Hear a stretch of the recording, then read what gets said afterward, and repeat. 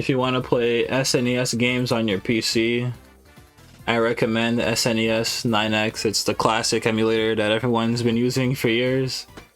Been around forever. So the first thing you would do is make a folder, put all your games in them. And then you would just open the emulator and click on load game. Go to your folder and select the game you want to play. And the emulator will just run the game immediately. And then recent games is just all the games you played recently. Load multi-cart? I don't even know what a multi-cart is. Save the game position. You have multiple save states. You can save the game like a million times over at different parts of the game and go back to them whenever you want. And then load game position is just loading it. So when you're ready to go back to that part of the game you saved, you go here. And if you delete a save state by accident, it's gone forever. So keep that in mind. And you can save other things, obviously, like save a screenshot, save memory packs.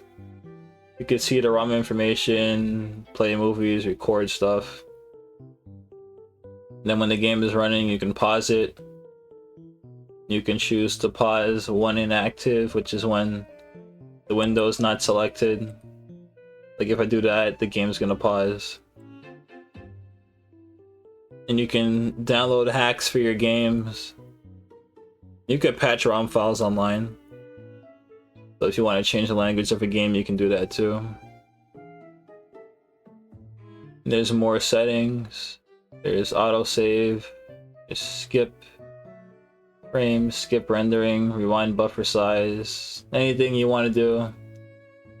Pause when inactive is probably the one that you would care about, because if you click off the screen, it's still gonna run when you disable this. And then input, you just connect your controller to your PC. You click on what you want to change, and then you click the button that corresponds to that. Customizing hotkeys. So this is when you make your keyboard do whatever you want. On the emulator, you can set it to anything. So if I want to increase the speed, that's set to the equal sign on mine for some reason. I guess it's a default. If I hit equal over and over again, it's gonna run like 16 times faster than it's supposed to. And yeah. What else? Enable. Oh, you can enable the background input right here. So it's nice and quick and easy for you. Background keyboard hotkeys. So you can disable hotkeys working in the background. So if you hit your keyboard by accident, nothing will happen. That's convenient. Detect gamepad changes automatically. Then all the attachments that come with the SNES back in the day, you can emulate those inputs the same way too. Like there was a mouse that came out for the SNES. You can emulate that mouse, so that's pretty cool. And then there's sound settings. You can change the playback rate. I'm just gonna pretend I know what that is. There's buffer length. There's channels. So you can like turn off different parts of the audio or a song if you want to. And then when you go in settings for sound, you can change the volume, you can fast forward the music, you can change where your song is playing on your computer, change the drivers and other things. And there's just a quick button on the side to mute the audio if you want to. That's convenient. Video is just all the video settings and visual user interface settings, so you can hide the menu bar if you wanted to. You can full screen the game. Alt and Enter is a shortcut to full screen on everything. On Windows in general, not just SNES. You can choose the window size. You can make it 10 times bigger. You can stretch the image out.